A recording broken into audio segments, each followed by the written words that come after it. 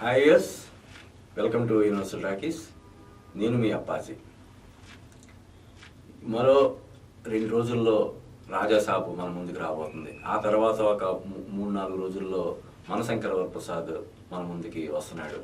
తర్వాత రవితేజ నటించినటువంటి భక్త మహాశైలకు విజ్ఞప్తి, తర్వాత శర్వానంద్ నారీ నారీ నడుము మురారి, తర్వాత నవీన్ పులిశెట్టి అనగనగా ఒక రాజు. వీటితో పాటు యాక్చువల్గా తమిళ హీరో విజయ్ సినిమా కూడా రిలీజ్ అవ్వాల్సి ఉంది. 9వ తారీఖున రిలీజ్ అవ్వాలి. కానీ దానికి సెన్సార్ ఫార్మాలిటీస్ పూర్తి కాకపోవడం వల్ల, ఇంకా దానికి సంబంధించినటువంటి వివాదం కోర్టులో నడుస్తుండడం వల్ల ఇంకా క్లారిటీ లేదు. 9వ తారీఖు తీర్పు వస్తుందని చెప్పి అనుకుంటున్నారు. మరి అదే రోజు రిలీజ్ చేస్తారా, కొంచెం టైం తీసుకొని చేస్తారా అనేది ప్రస్తుతానికి సస్పెన్స్గా ఉంది. సో 9వ తారీఖున ఆ సినిమా విడుదల అవ్వడానికి అవకాశాలు అయితే కొంచెం తక్కువగానే ఉన్నాయి. ముఖ్యంగా మన తెలుగు రాష్ట్రాల్లో ప్రభాస్ సినిమాకి ఈక్వల్గా మన హైదరాబాద్లో విజయ్ సినిమాకి థియేటర్లు ఇవ్వడం అనేది ఒక పెద్ద చర్చనీయాంశం అయ్యింది. చాలా విమర్శలకి తావిచ్చింది. అంటే ప్రభాస్తో పాటు విజయ్కి కూడా ఈక్వల్గా స్క్రీన్లు షేర్ చేయడం మల్టీప్లెక్స్లో. మరి ఇదే ప్రభాస్కి పాన్ ఇండియా రెబల్ స్టార్ అనేటువంటి ప్రభాస్కి తమిళనాడులో ఆ స్థాయిలో థియేటర్లు ఇచ్చారా? అక్కడ కనీసం 10% కూడా మనకి ప్రభాస్ సినిమాకి థియేటర్లో ఉన్నటువంటి పరిస్థితుల్లో ఇక్కడ హైదరాబాద్లో ప్రభాస్ సినిమాకి ఈక్వల్గా విజయ్ సినిమాకి స్క్రీన్లు ఎందుకు ఇస్తారు? దీని వెనకాల ఏదైనా కుట్ర కోణం కూడా ఉందా ఏంటి అనే విధంగా చర్చలే జరుగుతున్నాయి. ఏదేమైనప్పటికీ ఇప్పుడు సాంకేతిక పరమైనటువంటి కారణాల వల్ల, లీగల్ ఇష్యూస్ వల్ల ఆ సినిమా అయితే ప్రస్తుతానికి 9వ తారీఖున విడుదలయ్యే అవకాశాలు కనిపించట్లేదు. కాబట్టి రాజాసాబ్కి అది చాలా పెద్ద అడ్వాంటేజ్ అవ్వబోతుంది. ఇప్పుడు ఏదైతే ఈ జననాయకుడికి ఇచ్చినటువంటి స్క్రీన్స్ అన్నీ కూడా డెఫినెట్గా రాజాసాబ్కి వచ్చేస్తాయి. ఈ నేపథ్యంలో సంక్రాంతికి ఎవరు విజేతగా నిలుస్తారు అనేది ఇప్పుడు హాట్ టాపిక్గా మారింది. అంటే అఫ్కోర్స్ భక్త మహాశైలకు విజ్ఞప్తి సినిమాకి మంచి క్రేజ్ ఉంది, నారీ నారీ నడుము మురారికి మంచి క్రేజ్ ఉంది, అలాగే నవీన్ పులిశెట్టి సినిమా కూడా మంచి క్రేజ్ ఉంది. కానీ పోటీ అంటే మాత్రం ఎవరి మధ్య పోటీ ఉంటుందంటే డెఫినెట్గా రెబల్ స్టార్ వర్సెస్ మెగాస్టార్ అని చెప్పొచ్చు. అంటే విక్టరీ వెంకటేష్ ఉన్నప్పుడు కూడా ప్రధానంగా ఆయన ఆ సినిమాలో ఉన్నది కేవలం 20-25 మినిట్సే కాబట్టి ప్రధానమైనటువంటి పోటీ రెబల్ స్టార్కి మెగాస్టార్కి మధ్య ఉంటుందని మనం చెప్పొచ్చు.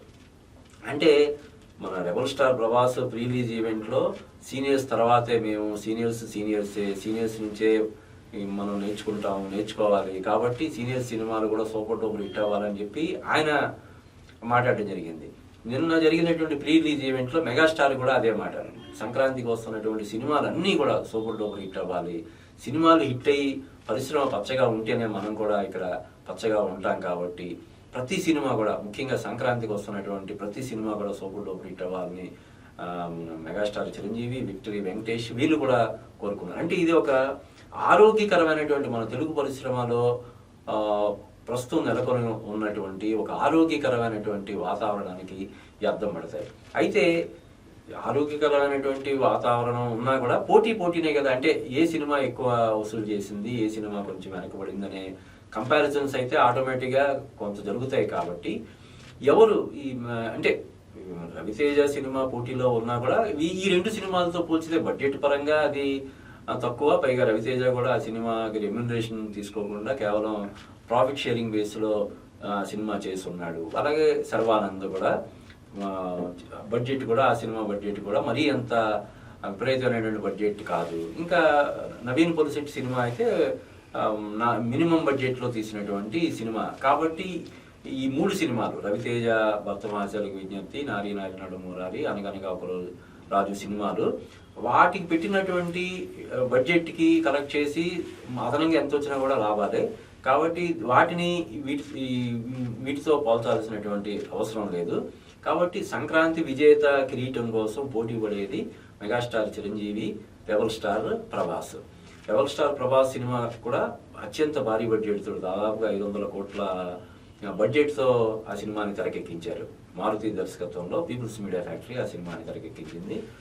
3 హీరోయిన్లు ఉన్నారు. అలాగే బాలీవుడ్ నుంచి సంజయ్ దత్, జరీనా వహాబ్, బొమ్మన్ ఇరానీ ఇలాగా పెద్ద పెద్ద స్టార్స్ యాక్ట్ చేసినటువంటి సినిమా. అయితే ఇది ప్రభాస్కి బాలీవుడ్లోను వేరే వుడ్లో కూడా, అంటే మల్లీవుడ్ కానీ, శాండల్వుడ్ కానీ, కోలీవుడ్ కానీ వీటన్నిటిలో కూడా అన్ని ఇండస్ట్రీస్లో కూడా ప్రభాస్కి ఒక మంచి మార్కెట్ ఉంది. బాహుబలి దగ్గర నుంచి కూడా అతని మార్కెట్ విశ్వవ్యాప్తం అయిపోయింది. కేవలం మన దేశంలోనే కాకుండా వేరే దేశాల్లో కూడా రిలీజ్ అయ్యేంత ఇది ఇప్పుడు రేంజ్ ఇప్పుడు ప్రభాస్ ఉంది కాబట్టి ఈ సినిమా మీద విపరీతమైనటువంటి అంచనాలు ఉన్నాయి. ట్రైలర్ 2.0 పేరుతో వచ్చినటువంటి థియేట్రికల్ ట్రైలర్ విపరీతంగా ఎంటర్టైన్ చేస్తుంది. ఆ సినిమా మీద అప్పటి వరకు ఉన్న కొద్దిపాటి నెగిటివిటీని తరిమి కొట్టేసి ఒక పాజిటివ్ వైబ్స్ని ఇచ్చింది ఆ ట్రైలర్ కానీ ఆ ప్రీ రిలీజ్ ఈవెంట్ కానీ. At the same time megastar Chiranjeevi, victory Venkatesh కలిసి నటించినటువంటి మనశంకర వరప్రసాద్ గారు సంక్రాంతికి వస్తున్నారు అనే సినిమా కూడా అసలు ఒక రేంజ్లో హిట్ అయ్యేలాగా ఉంది. అంటే ఇది పాన్ ఇండియా సినిమా. ఇది మన తెలుగు రాష్ట్రాల్లోకి మన తెలుగు వాళ్ళు కూడా ప్రపంచవ్యాప్తంగా ఉన్నారు. ప్రపంచవ్యాప్తంగా 2 సినిమాలు కూడా రిలీజ్ అవుతాయి. అయితే తెలుగు వరకు ఈ పోటీ అనేది తెలుగు మాత్రమే ఇది చేయాలి పోటీని. అంటే తెలుగు రాష్ట్రాల్లో ఎంతవరకు వసూలు చేసింది, ఏ సినిమా ముందు ఉంది, ఏ సినిమా ముందు వెనకబడింది అనే కంపారిజన్ ఉంటుంది. మిగతా చోట్ల ఇప్పుడు ఉదాహరణకి ప్రభాస్ని జపాన్లో కలెక్ట్ చేయొచ్చు, లేకపోతే బాలీవుడ్లో కలెక్ట్ చేయొచ్చు, లేదంటే తమిళనాడులో, లేకపోతే మరో చోట ఎలాగ కలెక్షన్స్ రాబట్టవచ్చు. అయితే వాటిని పరిగణలోకి తీసుకోకుండా కేవలం మన తెలుగు రాష్ట్రాల్లో రాజాసాబ్ ఎంత కలెక్ట్ చేసింది, మనశంకర వరప్రసాద్ ఎంత కలెక్ట్ చేసింది అనే ఇది ఇప్పుడు స్టార్ట్ అవ్వద్దు. రేపు 9వ తారీఖున ఓపెనింగ్స్ దీనికి ఎంత వచ్చాయి, రేపు 12వ తారీఖున రిలీజ్ అవుతున్న దానికి ఓపెనింగ్స్. అంటే ఇదేదో పోటీలాగా లేకపోతే మరో అలా జస్ట్ ఫర్ ఇది సరదాగా కంపేర్ చేసే ఇది తప్ప మామూలుగా ఇది కాబట్టి దాన్ని మరీ అంత సీరియస్గా తీసుకోవాల్సిన అవసరం లేదు. కానీ ఏది ఏమైనప్పటికీ కూడా ఇద్దరులో ఎవరు సంక్రాంతి విజేత అంటే ఇద్దరు కాకుండా సడన్ గా ఇప్పుడు ఏ జాతిరత్నాలాగో లేకపోతే ఇంకో దానిలాగా అనకనగా ఒక రాజు పెద్ద హిట్ అవ్వచ్చు, లేదంటే భర్తమాసేలకు విజ్ఞప్తి విపరీతంగా ఫ్యామిలీ ఆడియన్స్ ని అట్రాక్ట్ చేసి ఆ సినిమా కూడా సూపర్ డూపర్ హిట్ అయిపోవచ్చు. అలాగే చాలా రోజులుగా చాలా సంవత్సరాలుగా సక్సెస్ కోసం నిరీక్షిస్తున్నటువంటి సర్వానంద్కి ఒక శతమానం భవితలాగా, ఒక రన్ రాజా రన్ లాగా, ఒక ఎక్స్ప్రెస్ రాజా లాగా ఒక పెద్ద బ్లాక్ బస్టర్ పడవచ్చు. ఏది మనం ముందే చెప్పలేం. కానీ ప్రస్తుతానికి అయితే ప్రధానమైనటువంటి పోటీ వీళ్ళిద్దరి మధ్య ఉంటుంది. Double star Prabhas, megastar Chiranjeevi మధ్య. వాళ్ళిద్దరికీ ఎంతో మంచి సుహృద్వా అనేటువంటి సత్సంబంధాలు వాళ్ళిద్దరి మధ్య ఉన్నాయి. అంటే చిరంజీవి గారి సినిమా బాగుందంటే ఫోన్ చేసి బాస్ మీ సినిమా చాలా బాగుందని చెప్పేంత రెస్పెక్ట్ ప్రభాస్కి ఉంది. ప్రభాస్ సినిమా చాలా బాగుంటే మెగాస్టార్ చిరంజీవి స్వయంగా ట్వీట్ చేయడం కానీ, తనకు ఫోన్ చేయడం కానీ చేసి చాలా బాగుందని అప్రిషియేట్ చేసే అంత మంచి వాతావరణం ఉంది. అంత మంచి మనసు మెగాస్టార్ చిరంజీవికి కూడా ఉందన్న విషయం మనందరికీ తెలిసిందే. కాబట్టి సరదాగా జస్ట్ ఫర్ కంపారిజన్ సేక్ మనం ఏ సినిమా ఎంత ఏ రేంజ్లో వసూలు చేస్తుంది, ఎవరు విజేతగా నిలుస్తారనే దాని గురించి అందరూ ఆసక్తిగా ఎదురు చూస్తున్నారు. అయితే అంతకుముందు మనం చెప్పుకున్నట్టు ఈ సంక్రాంతికి దాదాపు 5-6 సినిమాల్ని అసాధారణటువంటి విజయాలు అందించగలిగేంత సత్తా స్టామినా సంక్రాంతికి ఉంటుంది. కాబట్టి సంక్రాంతికి వస్తున్నటువంటి 5 సినిమాలు కూడా సూపర్ డూపర్ హిట్ అవ్వాలి. వాటిలో భారీ బడ్జెట్తో నిర్మాణం జరుపుకున్నటువంటి ది రాజాసాబు, ఈ మనశంకర వరప్రసాద్ సంక్రాంతికి వస్తున్నారు.